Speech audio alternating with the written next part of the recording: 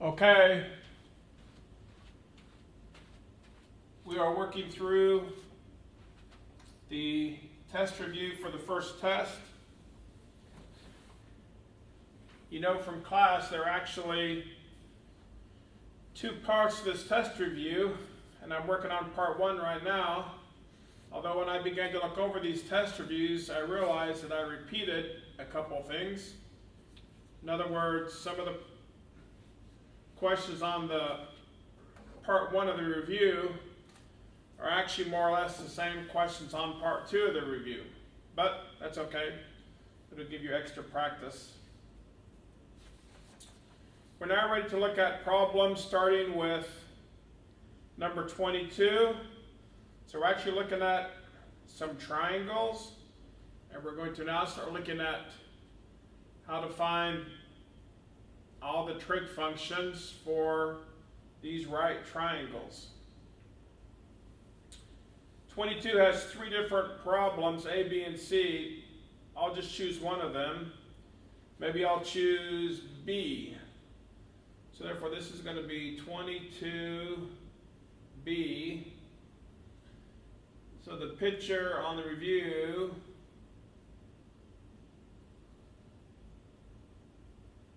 looks something like this.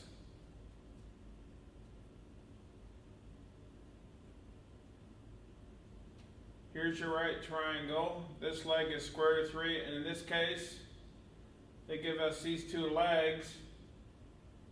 They say this is our angle, and therefore we do not know the hypotenuse.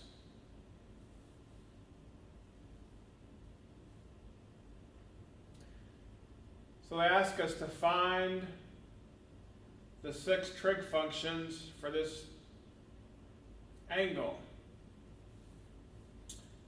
First thing you have to do with these problems is you always have to find the length of all 3 sides of your triangle. And to do that, we have to use the Pythagorean formula. Quick review of the Pythagorean formula, which is used a lot. Pythagorean formula can be used when you have a right triangle. A and B are called the legs. Those are the two sides that form the right angle. And C is called the hypotenuse. And Pythagoras discovered that if you take the hypotenuse and you square it, and then you square each of the legs and add them together, those equal each other.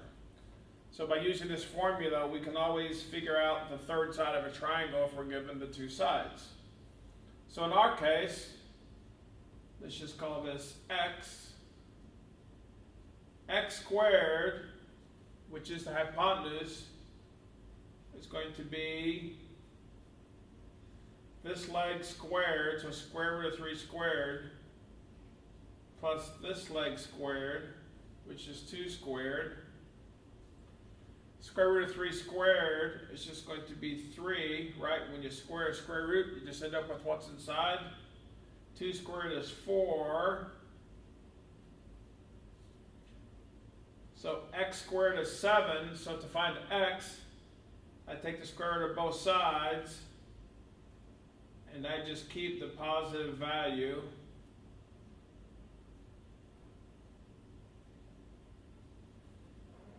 So for this triangle, the hypotenuse is square root of 7.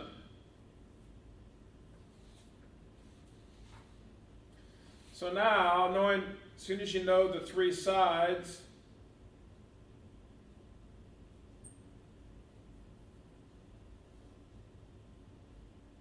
of the triangle, then you can figure out all the trig functions.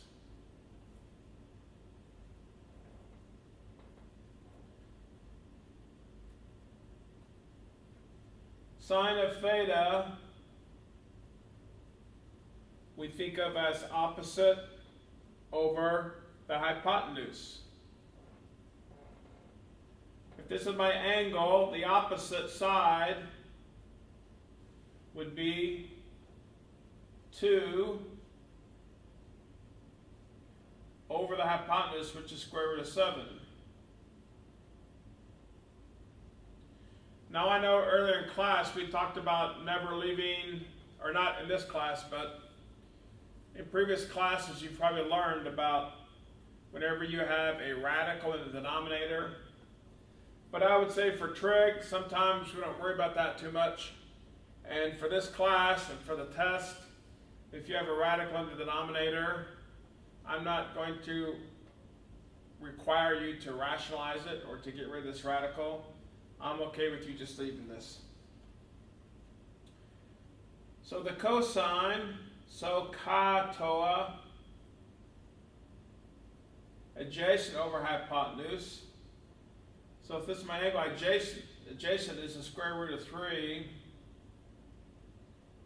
and hypotenuse is the square root of 7. And then toa, the tangent of theta, toa is opposite over adjacent. Opposite is 2.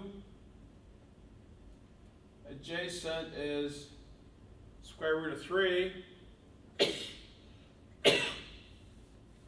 So there are the three, what I call the three main trig functions. Sine and cosine are especially the main ones in tangent. Now to get the rest of trig functions, easiest thing is I just take the reciprocals. We know that cosecant is the inverse or the reciprocal of the sine. So if I'm going to get the cosecant of theta, I simply take the sine and I flip that fraction.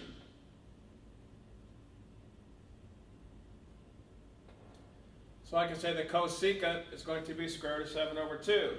The secant is just the reciprocal of the sine. So if I flip the cosine, I get the secant square root of 7 over square root of 3. And then finally the cotangent is just the reciprocal of the tangent. So if I flip the tangent, I get square root of 3 over 2, which is the cotangent. So hopefully you will not find these problems too difficult. Now the next problem we have is number 23, where we're doing a similar kind of thing, but they don't give you a right triangle. They just, in a sense, or what they do is they give you an actual trig function, and then they want you to find the remaining trig functions.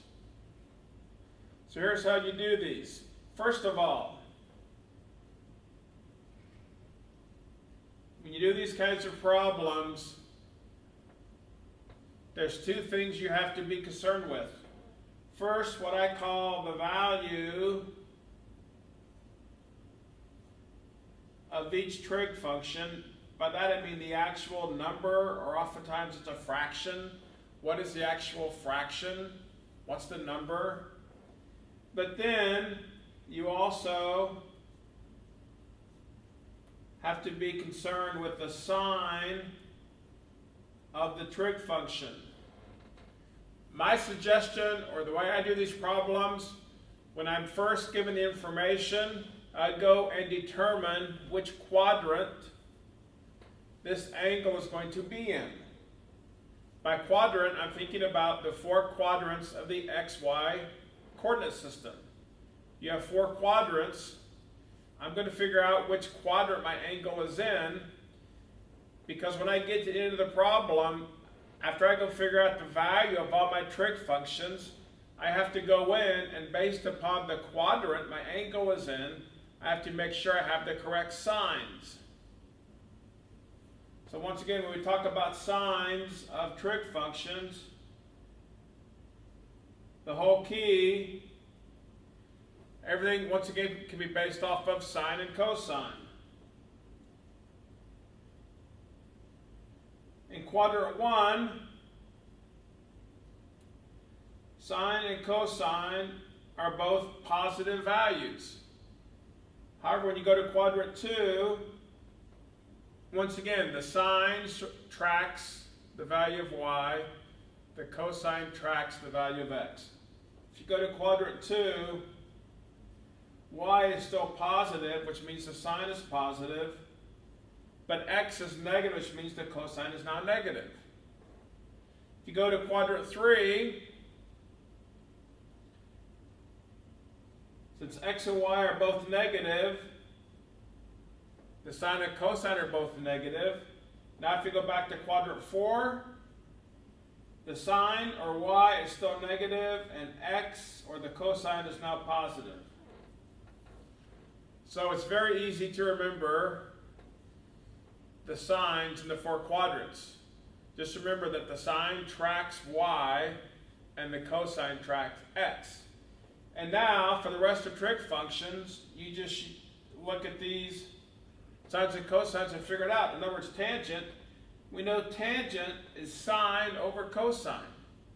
So if I'm in quadrant 1, if sine is positive, cosine is positive, a positive over positive, of course, gives a positive. If I go to quadrant 2, if tangent is sine over cosine, I'm going to have a positive number for sine divided by a negative cosine. Well, obviously, that means my tangent in quadrant 2 is going to be negative. And likewise, quadrant 3, now I'm going to have the tangent is going to be a negative over a negative, which means the tangent's positive. And in quadrant 4, sine over cosine, negative over positive, tangent's negative. And then cosecant and secant and cotangent, their signs track their inverses. In other words, sine, the inverse of the sine function is the cosecant, so the sine and cosecant are always going to be the same sign.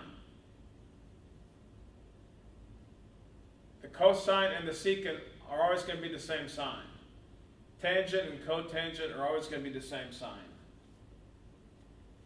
All right, so let's do some of these problems. How about we start with one out of number 23. There are actually 3 parts, A, B, and C. Now the key is the instruction. It gives you one piece of information that some of you may not realize if you're not careful, because the instruction says find the remaining 5 trig functions for the acute angle theta. The key thing is they tell you is acute angle theta. An acute angle means it's less than 90 degrees. And an acute angle, therefore, tells us that that angle is going to be in quadrant 1. If you think about your quadrants, you start here,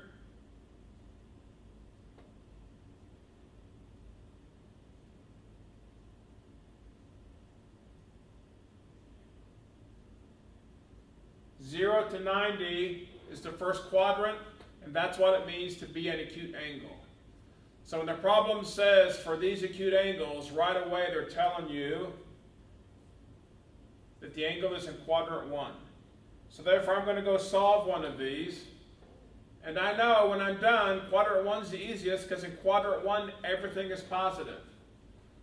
So when I'm all done, I just have to make sure all my trig functions are positive. Let's just look at B again. B says tangent, tan theta is 1/2. So what you do is, we figured out which quadrant we're in. Now we actually try and go find the values of the trig functions. Easiest way to do this is, you remember that tangent we can think of as opposite over adjacent if we're talking about a right triangle. I'm going to now create a right triangle.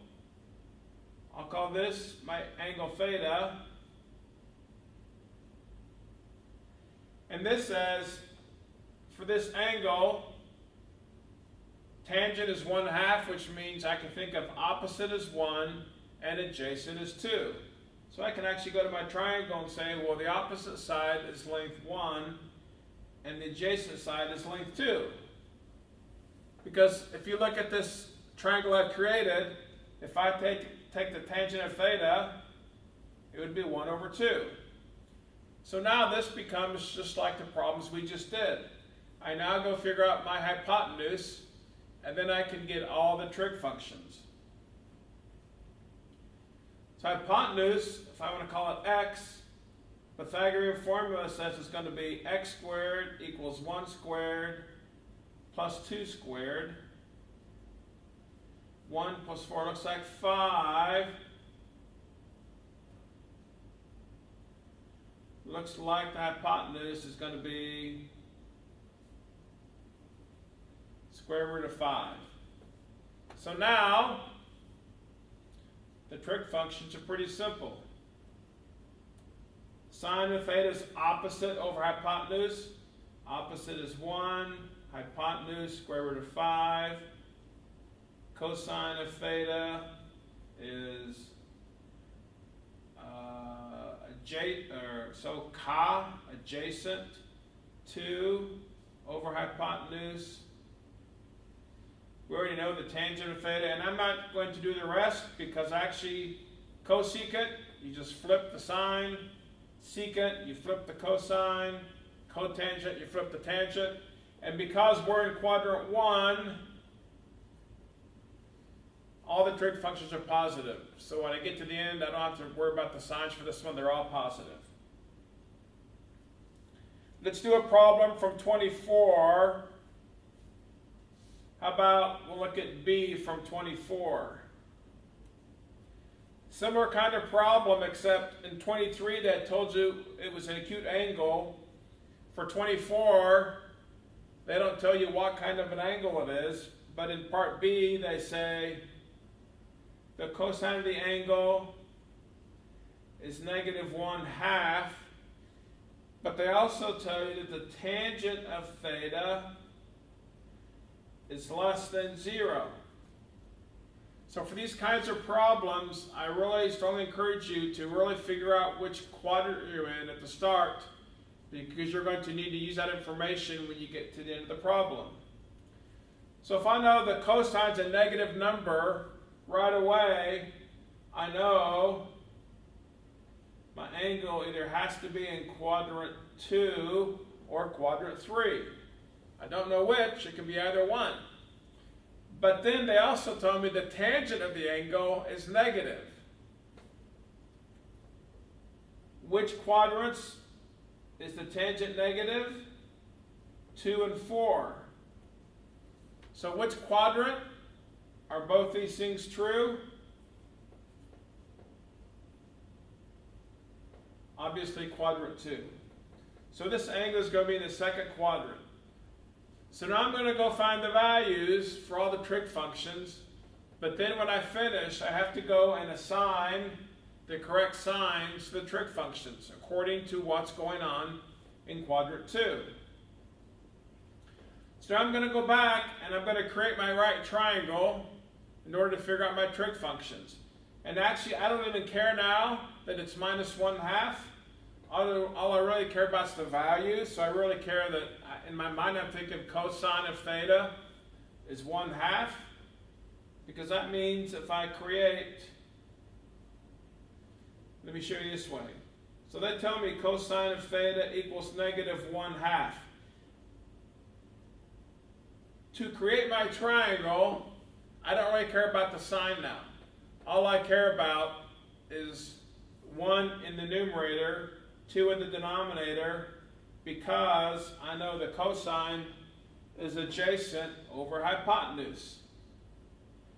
So that means this side is going to be 1, hypotenuse is 2. Now I need to figure out this other leg. I'm going to have Pythagorean formula says 2 squared is going to equal 1 squared plus, I'll call that side x squared. So it's going to be 4 minus 1. I'm going to have x squared equals 3.